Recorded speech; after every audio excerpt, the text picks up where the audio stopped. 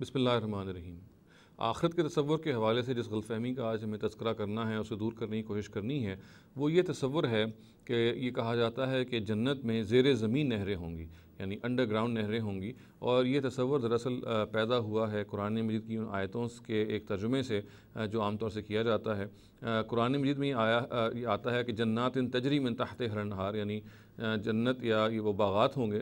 جب ذکر آتا ہے جنت کا کہ جس کے نیچے نہریں بہتی ہوں گی، اور اس سے تصور یہ لے لیا جاتا ہے نیچے کے لفظ سے کہ جیسے وہ زیر زمین ہوں گی، انڈر گراؤنڈ ہوں گی، جبکہ اگر آپ اس لفظ پہ بھی غور کریں اور اس کے ساتھ ساتھ عربوں کے اس تصور پہ بھی غور کریں جو ان کے ہاں باغ کا اور اچھے باغ کا پایا جاتا تھا، تو جو صورتحال سامنے آتی ہے بالکل مختلف ہے، اور وہ یہ ہے کہ ان کے ہاں وہ باغ بہت اچھا سمجھا جاتا تھا کہ جو ایک بلندی پر واقع ہوتا تھا، جو کسی ہلی ایریا میں واقع ہوتا تھا، جس کے نیچے سے ظاہر ہے کہ اگر نہریں بہہ رہی ہیں تو یہ بالکل تسلی تھی، اگر بارش بھی آئے گی تو پانی جو ہے سیلاب کی شکل میں وہاں پہ نہیں جمع ہوگا اور وہ باغ محفوظ رہے گا۔ تو گویا کہ آفات سے وہ محفوظ باغ کا تصور ان کے یہاں یہ تھا کہ جو بلندی پہ واقع ہو، اور ایسا باغ کہ جو کسی ایسی بلندی پہ ہو جس کے نیچے پھر ظاہر ہے وہ ایک ویلی بن جاتی ہے جہاں پہ پھر وہ پانی جو ہے ان کے آس پاس چلتا ہے۔ تو گویا ان الفاظ کا مطلب یہ نہیں ہے کہ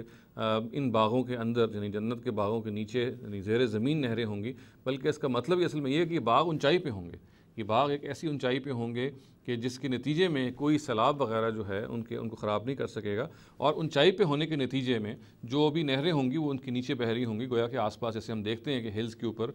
جو پہاڑوں کے اوپر جو باغ ہوتے ہیں ان کے نیچے جو ویلیز میں جو نہریں بہتی ہیں وہ بالکل پھر نظر آتی ہیں۔ گویا کہ وہ یہ تصور ہے، گویا کہ یہ کہنا کہ جنت میں کوئی انڈر گراؤنڈ نہریں ہیں یہ بات صحیح نہیں ہے۔ جنت میں جو نہریں ہیں وہ اصل میں